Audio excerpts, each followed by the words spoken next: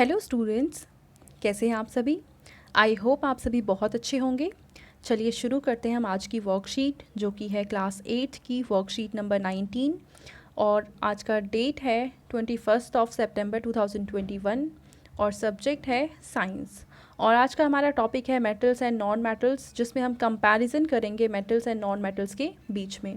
तो चलिए स्टार्ट करते हैं।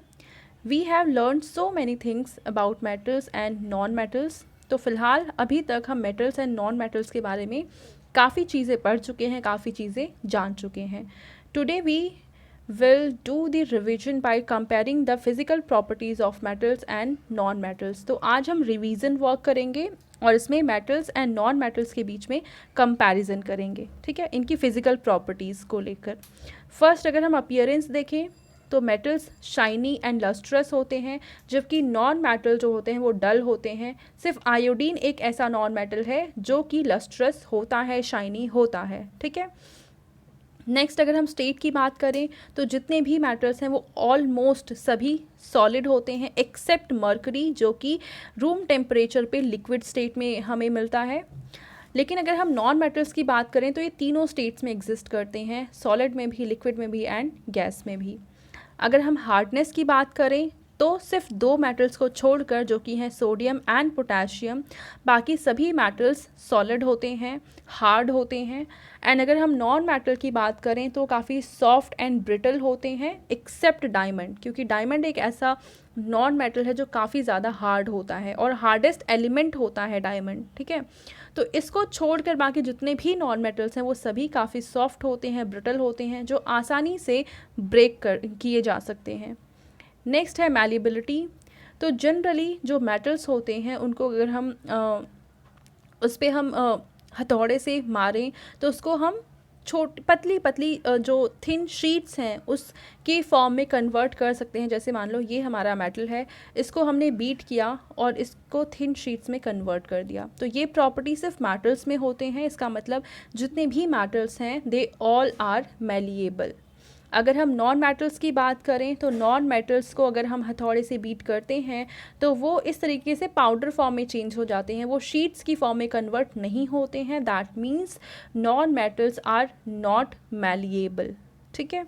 नेक्स्ट है डक्टिलिटी। डक्टिलिटी का मतलब हमने पहले भी पढ़ा है कि जो मेटल्स होते हैं वो जनरली डक्टाइल होते हैं। इसका मतलब ये है कि इसको हम पतली पतली थिन वायर्स की फॉर्म में कन्वर्ट कर सकते हैं, जबकि नॉन मेटल्स डक्टाइल नहीं होते हैं क्योंकि वो ब्रेक हो जाते हैं, वो इस तरह से वायर्स की फॉर्म में कन्वर्ट नहीं किए जा सकते हैं, ठीक है। नेक्स्ट है कंडक्टिविटी। तो हम जानते हैं कि मेटल्स हीट एंड इलेक्ट्रिसिटी दोनों के ही गुड कंडक्टर्स होते हैं, जबकि नॉन मेटल्स इंसुलेटर्स होते हैं या फिर पुअर कंडक्टर्स होते हैं हीट एंड इलेक्ट्रिसिटी के, ठीक है। नेक्स्ट है सोनोरस। सोनोरस मतलब आवाज़ आना। तो जितने भी मेटल्स हैं वो सभी सोनोरस होते हैं और इसीलिए क्योंकि ये सोनोरस हैं यानी साउंड प्रोड्यूस करते हैं, इसलिए जितनी भी बेल्स बनाई जाती हैं वो सभी मेटल्स से ही बनाई जाती हैं। अगर हम नॉन मेटल्स की बात करें तो ये सोनोरस नहीं होते हैं, यानी इनसे किसी भी तरह की कोई साउंड नहीं आती है। एग्जाम्पल के लिए आपके घर में जो बर्तन हैं आप उसको टकराएंगे तो उनमें से आवाज़ आएगी, जबकि अगर आपके घर में कोई सेल पड़ा है उसको आपस तक में टकराएंगे तो किसी तरह की कोई आवाज़ नहीं आएगी। अब इसके एग्जाम्पल्स देखें तो जितने भी मेटल्स हैं अगर इनके एग्जाम्पल हैं तो iron, gold, copper, aluminium, magnesium, silver, sodium, calcium, ये सारे ही मेटल्स हैं। अगर हम नॉन मेटल की बात करें तो carbon, oxygen, nitrogen, chlorine, sulphur, iodine, ये सारे नॉन मेटल्स हैं, ठीक है।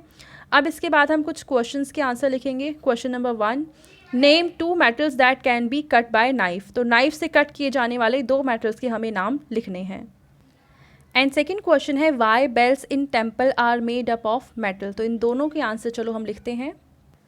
तो क्वेश्चन नंबर 1 का आंसर है sodium and potassium and question number 2 का आंसर है मेटल्स आर सोनोरस, यानी मेटल्स में आवाज़ होती है, due to which bells are made up of metals. और इसीलिए जो बेल्स हैं या कोई भी ऐसी चीज़ जिससे आवाज़ आनी होगी उसको मेटल से ही बनाया जाएगा। क्यों? क्योंकि मेटल्स के पास एक प्रॉपर्टी है जो कि है सोनोरस, यानी कि मेटल्स को टकराने में उनसे आवाज़ आती है, ठीक है। अब हम देखते हैं नेक्स्ट क्वेश्चन।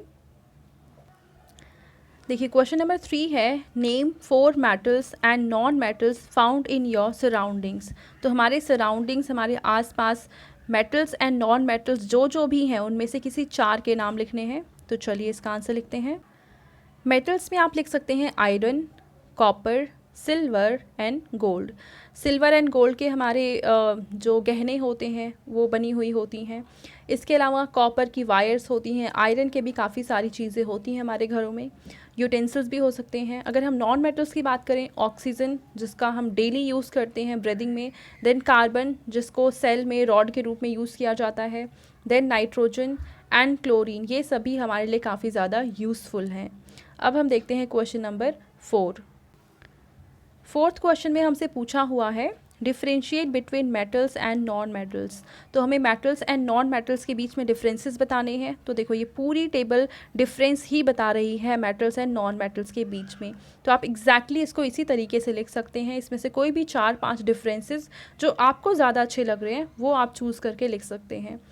जनरली हम क्या करते हैं, जब डिफरेंस लिखते हैं तो सिर्फ ये वाली हम टेबल ड्रॉ करते हैं। एक साइड हमने लिखा मेटल्स, दूसरी साइड लिखा नॉन मेटल्स और हम डिफरेंस को लिख देते हैं। पर अगर हम साथ में ये भी लिखें कि ये जो डिफरेंस है हम किस बेसिस पे बता रहे हैं, जैसे यहाँ पे जो दे रखा है वो हमें बता रखा है फर्स्ट डिफरेंस है अपीयरेंस के बेस्ड पे, सेकंड डिफरेंस है स्टेट के पे बेस्ड है, थर्ड हार्डनेस पे बेस्ड है, फोर्थ मैलिबिलिटी पे बेस्ड है। तो अगर आप ये भी लिखते हैं तो आपको एग्ज़ाम में एक्स्ट्रा मार्क्स मिलेंगे, क्योंकि टीचर्स को कंफर्म हो जाएगा कि आप जो भी लिख रहे हैं वो बहुत अच्छे से आपको उसके बारे में पता है, तभी आप इतने अच्छे से लिख पा रहे हैं। ठीक है, तो आई होप आपको ये वर्कशीट क्लियर हो चुकी होगी। एंड अगर आपको ये वीडियो पसंद आई है तो उसको लाइक करें, अपने फ्रेंड्स के साथ शेयर करें और इस चैनल को सब्सक्राइब कर लें। Thank you.